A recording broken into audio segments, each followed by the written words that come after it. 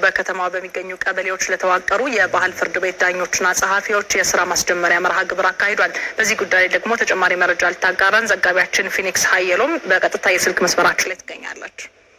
ፊኒክስ እንደምን ውለሻል? በጉዳዩ ላይ ያለሽን መረጃ መቀጠል ትችያለሽ።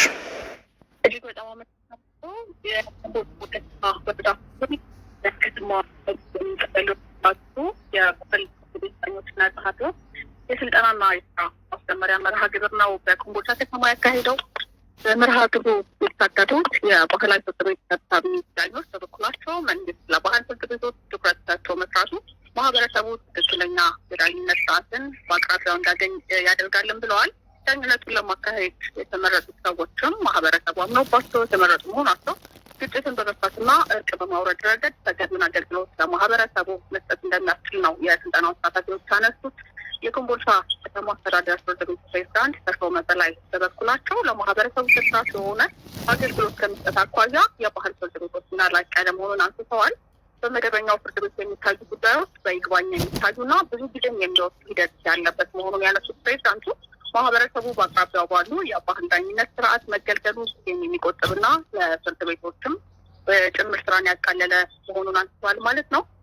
ምክር ቤቱ የባህል ፍርድ ቤቶችን ሚና ተገንዝቦ የበጀትና መሰል ድጋፎችን እያደረገ እንደሚገኝ ያመላከቱት የኮምቦልቻ ከተማ አስተዳደር ምክር ቤት ዋና አፈ ጉባኤ ሁሴን አህመድ ከሌሎች ወረዳዎች ቀድሞ የኮምቦልቻ ከተማ ወረዳ ፍርድ ቤት የባህል ፍርድ ቤቶችን የማቋቋም ስራ መስራቱ የሚያስመሰግነው መሆኑን ገልጸዋል። በመድረኩ ተገኝተው ንግግር ያደረጉት የደቡብ ወሎ ዞን ከፍተኛ ፍርድ ቤት ፕሬዝዳንት ትዕግስት ዳኛቸው በወረዳው ባሉ 247 ቀበሌዎች ላይ የባህላዊ ዳኞች ምርጫ መካሄዱ ነው የገለጹት።